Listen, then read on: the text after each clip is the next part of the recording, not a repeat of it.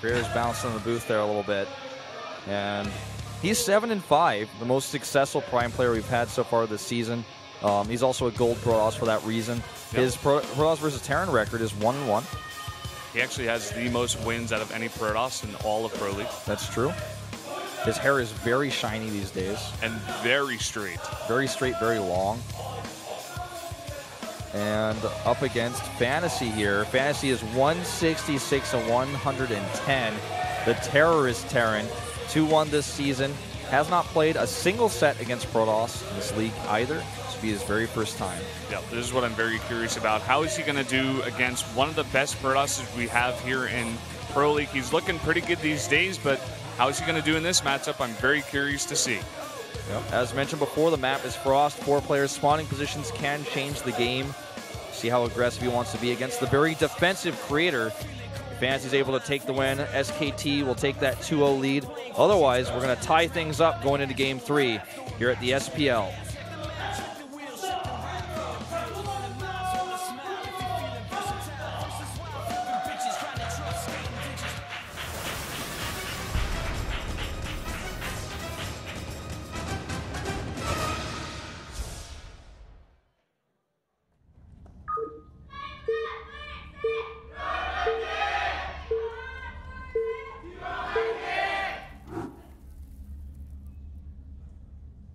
LTA는 SKT114. Up here in the top left, in the purple for Prime, a Protoss player, it's Creator. To the bottom right, in orange for SK Telecom, it's FanTaSy. The last loser of the OSL, I guess you could say, the last OSL finalist. Lost to Zhangbi in Brood War. And very, very talented Terran player who's taken a little bit longer to adjust to StarCraft 2, but definitely coming into his own a little bit. Yeah, and these guys have spawned at cross spawns. They are all the way across the map from each other. So, knowing Creator's gameplay, knowing both these guys' gameplay, I would not be surprised to see this go a bit later. Yeah, only time will tell. I'm really curious to see if Creator tries to change things up a little bit, because we've seen him do that more and more often this season. Even cannon rushing once, and in his Protoss vs. Protoss, he's still a bit timid to attack, but he's changed that up from time to time. He'll sometimes hit a timing, try to crush his opponent's third base. And FanTaSy drops the barracks. Let's wait and see if Creator drops a gateway. It doesn't look like he's going to. It looks like he's going to go for the Nexus first, which is the better build order here in this case. Yeah, he's got those probes queued up, as our observer does show you guys, so it looks like he's going to go for that Nexus first. Yeah, and for him, cross spawns and against a safe scouting build from FanTaSy, the Reaper expand, he's going to get pretty far ahead. Needs to be careful, of course, against the Reaper, because the Reaper is going to arrive and he's not going to have much to deal with that. But eventually he will be able to ward that off. This is great for Creator starting things out. Yep, it's even better, you know, in that cross spawns if Pro League with coffee. Pro League with coffee. Why not? Yeah. Why not drink coffee with Pro League? Something to drink, it said at the bottom. Yeah. That reminds me of the Twitter guy, the Coffee Dad, and all of his posts are just like, I'm drinking coffee. I'm getting a coffee with work or something, you know. I don't know about Coffee Dad, but I need to check this out. I thought it was you who told me about that. No, I don't know about Coffee Dad. Maybe I know it was about someone else. Stuff my dad says or whatever. I've seen that one, but things my dad says. But I don't know about Coffee Dad. There's just this guy on Twitter. It's this dad, and he has like so many Twitter followers, and all he tweets is like, "I'm drinking coffee now." I think he made like one serious tweet once, and it was on Reddit. Someone was like, "Oh, Coffee Dad like didn't tweet about coffee." He was like, "Maybe I should invest in coffee beans." I'm like, "Oh, that's different." A nice interception of the probe. So Creator doesn't actually know what build he's up against. He's actually going to send a second probe, it looks like, to try to go over here and identify what he's up against. And that probe also, too, will likely be killed by the Reaper. Yeah, interesting paths from both of these two units are actually going to run right into each other. Wow, that's not very lucky for Creator. He tried to be a little sneaky and send it around the other side because he saw where the Reaper was headed towards the north, but FanTaSy very smartly, maybe even predicting this, and going around the other way, but now Creator responding with a third probe scout. Yeah. And, you know, that Reaper, here it comes. There's only a Zealot out to defend right now. He just needs to buy a little bit of time until that Stalker and Mothership Core come out. This is what I was talking about before with the Nexus First is the only thing you're really vulnerable to.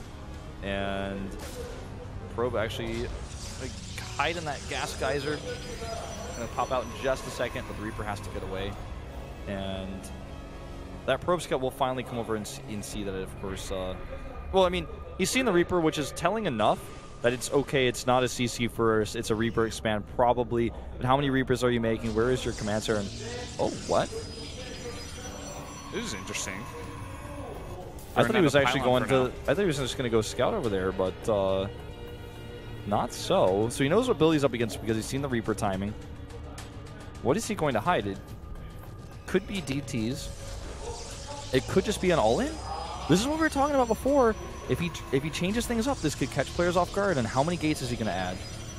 That is the big question. And this is so deadly for FanTaSy if he does not know about this, because if you give a Protoss player a lot of these gateways and you just don't know about it, you can really be in some trouble. He's going to get the scout, and Creator's going to be like, yeah, okay, scout my base. Like, you're not going to see much. You're going to see the chrono boost on the warp gate research, of course, but he's going to be like, okay, what exactly is Creator doing? I'm very confused. And look at this. 6 gates is the normal.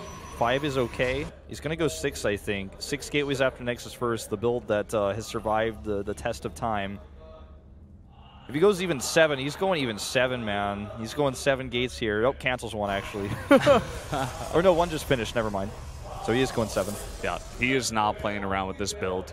And this second Hellion Scout, or the first Hellion Scout, is going to come out here, and if he gets a good look at that base, he's going to think something silly is going on. He's going to be like, okay, there's just no way you're just not making anything. If there's no third base and there's no tech in your base, like, what exactly am I going up against? And well, you know, the funny thing is this is actually like a pressure build by FanTaSy. And we talked a lot about Career's build. We haven't really talked that much about FanTaSy's. His build is a basic build that's designed to do a ton of damage by harassment. And if he warps in away from home, he's not going to be ready, but he is ready at home, and that drop is getting shut down. The Hellions, meanwhile, though, trying to come over here and get damage done, and it does not look like he's going to be able to really commit here. Yeah, FanTaSy's, you know, his little harassment army here is going to be like, it's going to be pushed back for now. And I'm still not sure exactly if he's 100% sure about this. He's still not adding any bunkers. He definitely needs bunkers. He's still trying to go for this third base at the same time. Yeah, I don't think he's really realized how many gateway units are on the ground. He doesn't have stim. It's so far away because of the build he's chosen. He's going to lose a Zealot and a Stalker here. But, I mean, that's it for those Widow Mines. Their usefulness has ended. The next 2 are on the way, but there's only 1 bunker here. Medevac going to be helpful a little bit here to help not only the Marines, but also those SCVs. But I think there's just way too much DPS here. I mean, look at the army supply, 44 to 28, no stim, and all these force fields. Here we go! He wants to force field those SCVs away from the bunker, and so far, so good. So far, so good. He really needs to get that bunker down. 1 more force field will do it. Those SCVs are still repairing, but it seems like it just doesn't even matter. And there's just too many units here. Those Widow Mines, one of them does fall. A second one falls as well, and Creator pushes his way up the ramp. And I don't see FanTaSy holding here. He does not have stim. He's starting a few additional Widow Mines, but with good force fields here, these SCVs are going to mean nothing. He doesn't even need force fields basically to hold this. There's just way too much Protoss right now. All of these SCVs fighting, they all go down, and Creator's little build here is going to take down FanTaSy. This is exactly the type of build that gives Creator an advantage against somebody who's studied his play and knows that he will not all in, he will not attack. 1 in a million games does he scans everywhere. He's like, where are the gateways? GG. Creator takes the game and ties it up 1-1. That's very well executed. This is what I'm starting to really like about this guy, is he's finally starting to add some extra depth to his play, trying to do some different styles, some different strategies. He's attacking occasionally instead of just defending. Yeah, I'm really liking how this player is turning out as well. He is just, even just maturing as a player, adding just so many different dimensions to his play. And all of this build was so strong because it was just not scouted. And, you know, for FanTaSy to try to expect something like this out of Creator on this map is just really hard to do. And just having it be so well executed like that as well, it's just a really, really nice game here for Creator.